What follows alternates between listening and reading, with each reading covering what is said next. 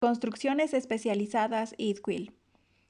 Este capítulo proporciona detalles sobre ciertas construcciones gramaticales especializadas, mediante las cuales las lenguas transmiten ciertos tipos de información. La mayoría de estas construcciones especializadas constituyen medios alternativos o atajos para expresar construcciones estándar más prolijas, aunque algunas representan expresiones estándar en sí mismas. Concatenación y formato. Muchos idiomas, incluido el inglés, pueden combinar dos significados separados en un solo verbo, un proceso denominado combinación. Esto se ilustra en las siguientes oraciones en inglés. He bicycled south. Viajó al sur en bicicleta. She dolled herself up. Se hizo ver tan bonita como una muñeca. They're shelving the books. Están poniendo los libros en los estantes. Slide me a beer. Dame una cerveza deslizándola, por ejemplo, a lo largo de la barra.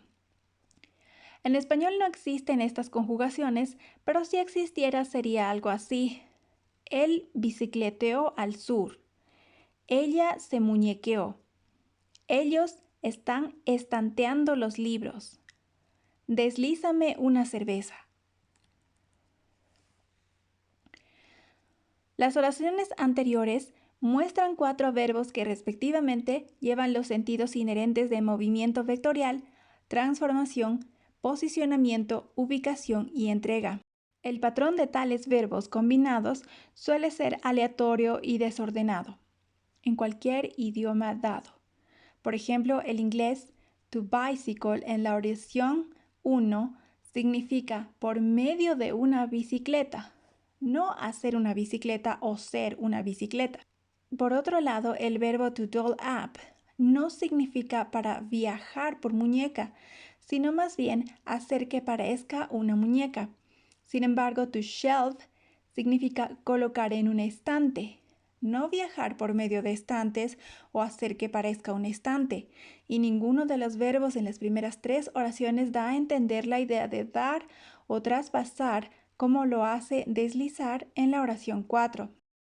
Como se puede ver, la combinación de verbos es esencialmente una forma de atajo de combinar un sentido verbal primario tácito, como movimiento, transformación, ubicación, dar, etc., con un verbo expresado abiertamente que transmite un sentido secundario como significa, forma o ubicación.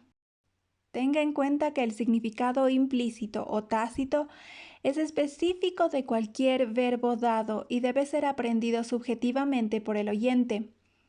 Es decir, un hablante de inglés debe aprender que to hand significa dar con la mano, pero to shoulder no significa dar con el hombro.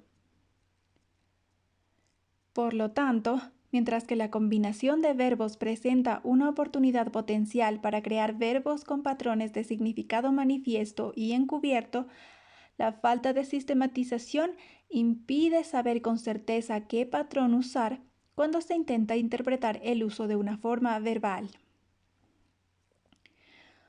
Los nombres propios, como los nombres personales y de lugares, así como las palabras de otros idiomas, son morfofonológicamente incompatibles con la morfología aglutinante basada en reglas de IDQUIL. Ya que dichos nombres y palabras extranjeras pueden confundirse fácilmente como palabras homófonas o casi homófonas de IDQUIL, dando lugar a un sinsentido semántico. Sin embargo, tales palabras pueden ser manipuladas morfológicamente como cualquier otro formativo de IDQUIL por medio de la raíz portadora S.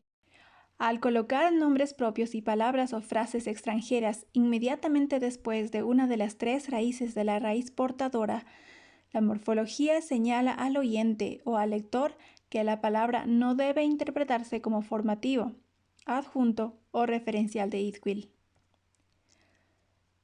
Equivalentes a las preguntas WH en inglés. Hay varias construcciones equivalentes disponibles para formar el equivalente de una pregunta WH en inglés. Un método es no hacer ninguna pregunta en absoluto, sino usar un verbo como declarar o decir en la ilocución directiva para expresar una orden de que el destinatario proporcione la información que se busca, es decir, dime tu nombre, en lugar de ¿cuál es su nombre? El inglés tiene la capacidad aparentemente única de crear imágenes en movimiento.